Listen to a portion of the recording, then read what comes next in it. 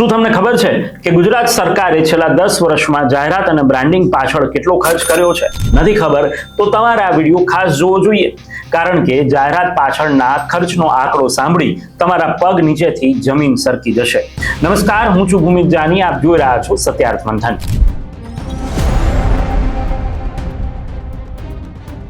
ગુજરાત સરકારે છેલ્લા એક દાયકામાં પોતાનો રાજકીય ચહેરો ચમકાવવા 8 અબજ રૂપિયાથી વધુ રકમનો ખર્ચ કર્યો હોવાની વિગત પ્રકાશમાં આવી છે. રાજ્ય સરકારે પોતે માહિતી અધિકાર નિયમન હેઠળ આ હકીકત જાહેર કરી છે. આરટીઆઈ હેઠળ ગુજરાત સરકાર પાસે માંગવામાં આવેલી માહિતીમાં નાણાકીય વર્ષ 2014-15 થી નાણાકીય વર્ષ 2024-25 દરમિયાન પ્રતિ વર્ષ જાહેરાત પાછળ કેટલો ખર્ચ કરવામાં આવ્યો તેની વિગત માંગવામાં આવી હતી, જેમાં સરેરાશ 80 કરોડ લેખે 11 વર્ષમાં 880 કરોડ રૂપિયાની જંગી રકમનો ખર્ચ થયો હોવાનું જણાવાયું છે.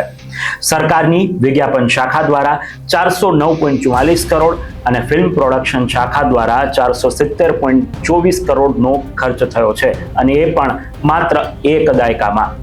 આ બધા વચ્ચે ચોંકાવનારી વાત તો એ છે કે અરજદાર દ્વારા જ્યારે આરટીઆઈ હેઠળ આ વિગતો માંગવામાં આવી ત્યારે રાજ્ય સરકારના જાહેર માહિતી અધિકારી તરફથી સ્પષ્ટપણે ઇનકાર કરી દેવામાં આવ્યો હતો, જેને પગલે અપીલ અધિકારી સમક્ષ અરજી કરવામાં આવી હતી.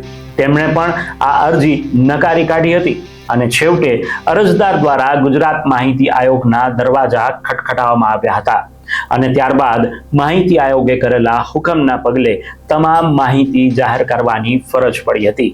અન્યથા આ વિગત બહાર જ ન આવી હોત. જો કે પ્રશ્ન એ પણ છે કે જાહેરાત પાછળ 880 કરોડના ખર્ચ પછી પણ શું તમામ યોજનાઓ લોકો સુધી પહોંચી છે?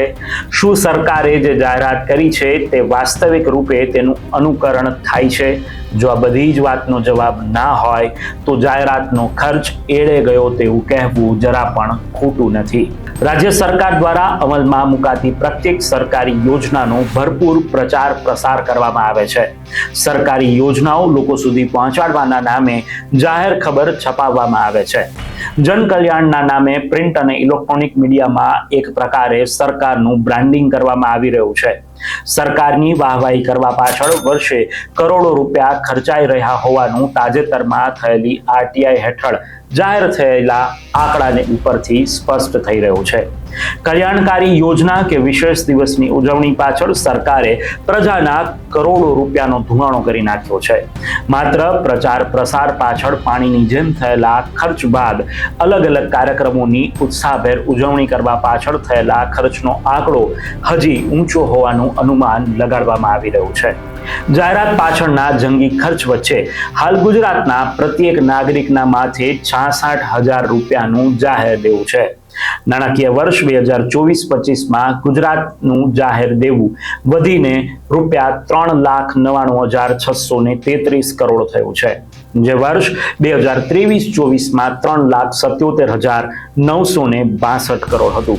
એટલે કે ગુજરાતના પ્રત્યેક નાગરિકના માથે 66,000 રૂપિયાનું દેવું છે.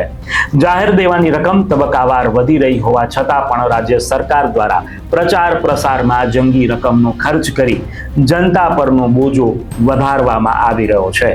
આ વાત પરથી એક વાત સ્પષ્ટ થઈ રહી છે કે સરકાર લોકોના પરસેવાની કમાણીનું વેડફાટ કરતી જોવા મળી રહી છે, અને એ પણ પોતાનો રાજકીય ચહેરો ચમકાવવા માટે. અનેક એવી યોજનાઓ એવી છે કે જેની જાહેરાત થયા પછી પણ હજી સુધી તેનું અમલીકરણ નથી થયું, અથવા તો જે રીતની જાહેરાત હોય છે તેના રૂપે અમલીકરણ નથી થતું, અને વાસ્તવિકતા કંઈક અલગ પણ જોવા મળે છે. ત્યારે બધા વચ્ચે આ રિપોર્ટ તમને કેવો લાગ્યો એ કમેન્ટ કરીને જરૂરથી જણાવશો, અને જેમને પણ આ વિડીયો અમારી યુટ્યુબ ચેનલ પર જોઈ રહ્યા છે અને સબસ્ક્રાઇબ નથી કરી તેઓ આજે જ સત્યાર્થ મંથનની યુટ્યુબ ચેનલ સબસ્ક્રાઇબ કરી અમારું ફેસબુક પેજ લાઇક અને ફોલો કરી અને ઇન્સ્ટાગ્રામ પેજ સાથે પણ જોડાવાનું ભૂલશો નહીં. અત્યારે બસ આટલું જ. મને આપશો રજા. નમસ્કાર. સત્યાર્થ મંથનની યુટ્યુબ ચેનલ સબસ્ક્રાઇબ કરવાનું અને બેલ આઇકોન પ્રેસ કરવાનું, સાથે જ સત્યાર્થ મંથનનું ફેસબુક પેજ લાઇક અને ફોલો કરવાનું અને ઇન્સ્ટાગ્રામ પેજ સાથે જોડાવાનું પણ આપ ચૂકશો નહીં. અત્યારે બસ આટલું જ. મને આપશો રજા. આપ જોડાયેલા રહો સત્યાર્થ મંથન સાથે. નમસ્કાર.